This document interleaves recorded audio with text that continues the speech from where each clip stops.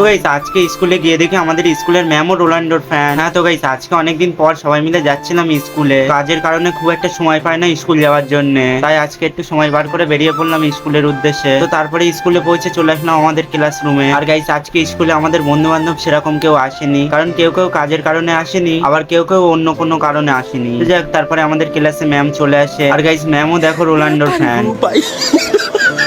তার কারণেই দেখো সব লেখাটা মুছছে কিন্তু CR7 লেখাটা মুছছে না। তো যাই হোক তারপরে বাইরে বেরিয়ে দেখি শাকিল এখানে স্কুলে ব্যাগি প্যান্ট পরে এসছে। কারণটা নিশ্চয়ই তোমরা বুঝতে পেরেছো, আমাকে আর আলাদাভাবে কিছু বোঝাতে লাগবে না। তো যাই হোক তারপরে এসেছিলাম আমাদের স্কুলের মাঠে, আর মাঠে এসে দেখি স্কুলের বাচ্চাদের এখানে প্র্যাকটিস করাচ্ছে। তো তারপরে আমাদের স্কুল ছুটি হয়ে গেছিল, আর গাইস স্কুল ছুটির পরে আমরা এখানে লেবু মালাই খাচ্ছিলাম, কারণ আজকে প্রচন্ড পরিমাণে গরম পড়ছে। তো স্কুল থেকে বাড়ি এসে বিকেলবেলা যাচ্ছিলাম ইটভাটায় ফুটবল ম্যাচ খেলতে। যাই হোক তারপরে পৌঁছে যাই ইটভাটায়, আর গাইস ইটভাটায় পৌঁছে প্লেয়ারদের জন্য অপেক্ষা করছিলাম, কারণ আজকে আমাদের পাড়ার সাথে অন্য পাড়ার একটি ম্যাচ হবে। সব প্লেয়ার আসার পরে আমাদের খেলাটা শুরু হয়ে যায়। আর গাইস আমাদের ম্যাচটা হচ্ছে 2 লিটার ঠান্ডা দেওয়া দুই। আর গাইস যেহেতু এখানে 100 টাকার ব্যাপার, তাই জন্য এখানে কোনো টিমই ছেড়ে খেলছিল না। আর গাইস দেখো আমরা এখানে এত গোল দেওয়া দিয়েছি, মালটা টেনশনে মাঠেই শুয়ে পড়েছে, তাই জন্য মালটাকে সাইড করে আবার খেলা চালু করে দিয়েছি।